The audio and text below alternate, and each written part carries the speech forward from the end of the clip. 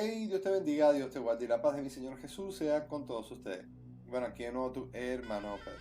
Bueno, hoy quiero hablarles un poco, quiero seguir ampliando, ¿verdad? Lo que estuvimos hablando en el capítulo anterior sobre el pueblo de Israel. En el capítulo anterior pudimos ver quién era el verdadero Israel, para los propósitos que Dios físicamente puso un pueblo en aquella posición geográfica. Y hoy, ¿qué es lo que significa quién es la iglesia de Cristo? Y vimos que el verdadero Israel, bueno, es nuestro Señor Jesús. La Biblia dice que a los suyos vino y los suyos no le recibieron. Más los que le recibieron, esos son llamados hijos de Dios. Bueno, hoy te voy a hablar un poco de a dónde sacan estas tribus en el cual hoy están allí en el Israel actual. Bueno, recapitulemos un poco. El pueblo de Israel fue cautivo a Asiria. Las 10 tribus de Israel, recuérdense que se dividieron en el norte Israel y en el sur estaba la tribu de Judá. Bueno, cuando vuelven de Asiria, estas tribus se asientan alrededor por Samaria, en aquella posición geográfica, pero ya no eran considerados puros. Tenemos la historia de la samaritana y Jesús, en el cual el Señor le pide agua del pozo y la samaritana le dice, bueno, eres tú mayor que nuestro padre Jacob, el cual nos dio este pozo. Y Jesús le dice, bueno, si se acuerdan, los verdaderos adoradores no son los que adoran en el templo o aquí o allá, sino en espíritu y en verdad. Pero resumiendo, el Señor le dice que, o ella le dice que como él siendo judío, siendo tan puro, ¿verdad? Que era lo que se consideraban puros, se mezclaba con los samaritanos. Bueno, en esas tribus se empiezan a perder. En efecto, tenemos también a los judíos cuando van al exilio en Babilonia. Y bueno, cuando ya regresan con Herodes, reconstruyen el templo y fueron, bueno, después de aquello, cuando Tito destruye el templo, empieza una diáspora, empieza una dispersión, el cual también podemos ver que a partir de ahí, pues se empiezan a dispersar y se empiezan a mezclar en el mundo. Bueno, una de esas dispersiones pasa del 66 al 73 después de Cristo. Tenemos también, bueno, en este caso fue en la primera destrucción del templo, el segundo templo. Tenemos otra dispersión o otra revuelta que fue alrededor del 115 al 117 después de Cristo. Tenemos otra revuelta en el 132 al 135. Tenemos en el 351, 352 contra Dio Cesarea. Tenemos en el 613 a Heraclio, también que lo dispersó. Entonces, ¿de dónde vienen las tribus? Y ya sabemos, hermanos, que en el 1948 se vuelve a crear un gobierno, ¿verdad? Un estado en Israel. Y bueno, ahora vamos a ver cuál fue el proceso, cómo ellos se encuentran las supuestas tribus y de dónde salen. Bueno, lo primero que tenemos que darnos cuenta es de esto, que hoy no hay tribu genuina, eso se perdió. Por eso es que entendemos que el Señor pone a su iglesia para que con el remanente que queda, que tenga alguna sangre judía, pues entonces, al no ser genuino, porque por eso entendemos que los 144.000 no pueden ser los que van a ser elegidos, que son de sangre pura, son tan puros que no han tenido sexo ni nada por el estilo, pero más se hace alusión a que tenga que ser de las 12 tribus, ¿verdad? Por eso entendemos que tienen que ser personas de la iglesia, tienen que ser personas que no son genuinamente y genealógicamente del árbol judío. Entendiendo eso, ahora vamos a ver de dónde salen las tribus. Por ejemplo, la tribu de Dan. Bueno, traen a un grupo de personas etíopes que pertenecen a una tribu o a tribus falayas. Estos lo fueron a buscar a las montañas de Siemen, en Etiopía, en 1983. Y en 1991 el servicio secreto del Estado de Israel los fue a buscar y los instala en Israel, ¿verdad? Por eso tenemos que ver, y vamos a seguir viendo a partir de lo que les voy a mostrar, de que no hay una tribu genuina. Por eso el pueblo de Cristo, ese remanente pasa a ser realmente el pueblo de Israel. Bueno, la tribu de Manasés. Dicen que cerca de la franja de Gaza encontraron un grupo de taiwaneses. Fíjese que todos están mezclados, todos están ligados. Y otros grupos de las fronteras de indo-burmesas, o sea, indio-burmesas. De ahí sacan la tribu de Manasés. Y no estoy diciendo que no tengan quizás a lo mejor una tradición judía, de hecho de que practiquen el judaísmo, pero eso no lo hace genuinamente un judío, porque ya están degenerados. Y lo que se requiere realmente para que sea el pueblo de Israel, y ese es el problema que tienen los dispensacionales, es que al final, definitivamente el pueblo de Israel, según ellos, le va a dar Dios la oportunidad para que se arrepientan y acepten al Señor en los últimos tiempos. Entonces, bueno, tenemos el problema de que si no pueden justificarlo, entonces tienen este problema genealógico.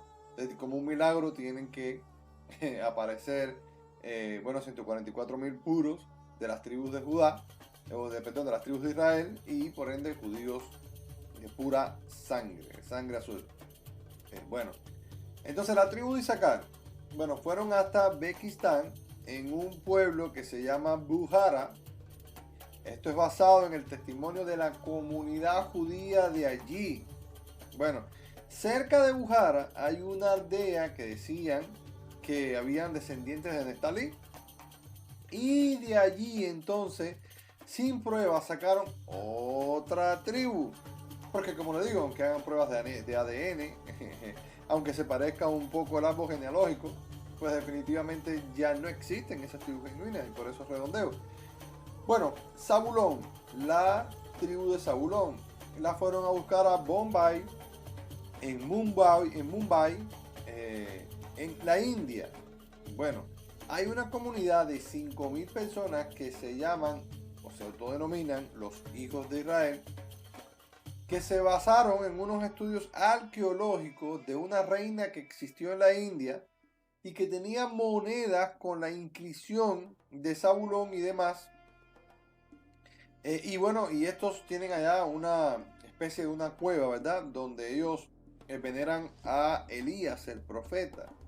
Entonces, basado en esas tradiciones, pues de ahí dicen, bueno, vamos a sacar a Zabulón de aquí y lo llevamos a Israel también. Por eso todo el problema. La mayoría de todo este problema la tienen porque ellos quieren reconstruir el tercer templo. Y hay requisitos que tienen que tener, como los sacerdotes genuinos, ¿verdad? Como el sacrificio. Y tienen necesariamente, o la tribu de la tribu de Leví, los Cohen. Entonces por eso tienen que necesariamente tener esta infraestructura creada para que todas estas tribus vayan a rendir culto, vayan a hacer sacrificio y poder recuperar ese sistema que antiguamente estaba establecido. Bueno, la tribu de Efraín, para buscar esta tribu fueron al libro de Crónicas y los Reyes, que estos dos libros cuentan más o menos por donde se esparcieron estas tribus. Bueno, una pista es en las montañas Medas, otro en Alá, otra de las pistas fue en Abor junto al río Gozán. Bueno, este estudio los lleva a unas tribus que están en Pakistán y Afganistán, en el cual los llevó a las tribus Pasán, que son musulmanas, pero con tradiciones judías. Y estas se rigen por la ley de Moisés y por la ley Sharia, poniendo por encima la ley de Moisés en cuanto a las leyes jurídicas, y la Sharia, las leyes morales.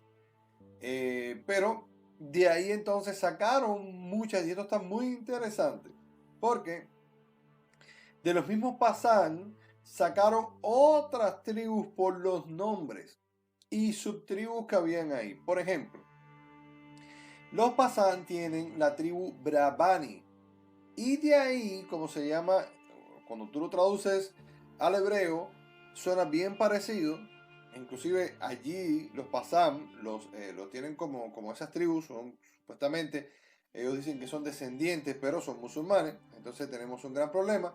Entonces ahí el gobierno judío lo que hace es que de ahí, entonces, deduce de que estas son las tribus. Entonces, los Brabani, Rubén, Siwani, Simeón, fíjese cómo se parece. Gadum, Gal, Levani, Levi. La tribu más numerosa es la de Afredi. Afredi es Efraín. E inclusive hay una tribu que se llama Guaril, que dicen que es la de los Naziris. ¿Se acuerdan la de que decían que Jesús no se cortaba el pelo porque era Naziri? O el mismo Samson, ¿verdad? Que hacían votos de no cortarse el pelo. Bueno, entonces de ahí también, bueno, ellos dicen y deducen que por eso, o sea, basan todas sus pruebas en suposiciones. Y bueno, ahí está la coartada para poder extraer algunas personas que se conviertan al judaísmo o definitivamente, aunque sean musulmanes, que pudieran poblar la posición geográfica ahora y ser subsidiados por el gobierno de Israel. Bueno, y también tenemos a los Cohen. ¿Quién son los Cohen? Los Cohen eran los sacerdotes de Sadoc, porque es muy importante, porque si no tienen a los Cohen, entonces no pueden hacer sacrificios, porque los Cohen eran los sacerdotes del tiempo, ¿verdad? De los fariseos, de los saduceos en el tiempo de Jesús. Entonces, bueno, ¿qué decirles? Que, bueno, hipotéticamente se cree que después de la destrucción del templo, y todo esto es hipotéticamente, estos sacerdotes fueron a parar a Túnez por el comercio marítimo. Y así, entonces fue. Y bueno, obviamente estas personas allí tienen una gran trascendencia y una gran tradición en Túnez. Y se sabe, ¿no? Por inscripciones y arqueología que sí tienen una trascendencia muy grande ahí en Túnez, pero definitivamente no es como para coger, entonces decir, bueno, de aquí vamos a sacar tal tribu para que entonces se encargue del templo. Y no me malinterpreten, mis hermanos, no estoy diciendo que de ninguna manera la intención sea mala, porque hasta he visto evangélicos que quieren, por la desinformación de que el tal tercer templo se construya, para que, forzando a que el Señor acabe de venir, pero el Señor es soberano, nadie sabe ni el día ni la hora. Y más adelante estaré explicando de qué se trata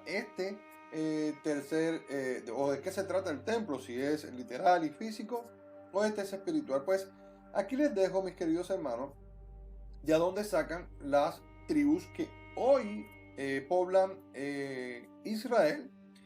Y bueno, ustedes pueden deducir si realmente esto pudiera ser una guía para poder decir de que basado en esto, el Apocalipsis, o si pudiéramos ajustar Apocalipsis a lo que hoy vivimos, o debiéramos ajustar lo que vivimos a Apocalipsis. Y para eso el amilenialismo es la mejor posición escatológica, en el cual nos dice desde principio a fin, se ajusta bíblicamente a las circunstancias que vivieron los apóstoles antes, que vive o que vivió el Israel antiguamente y que va a vivir la iglesia en el futuro hasta la venida de nuestro Señor Jesucristo. Así que saque usted sus propias conclusiones. Bendiciones. Nos vemos en un próximo capítulo de Amilenialismo. Bendiciones.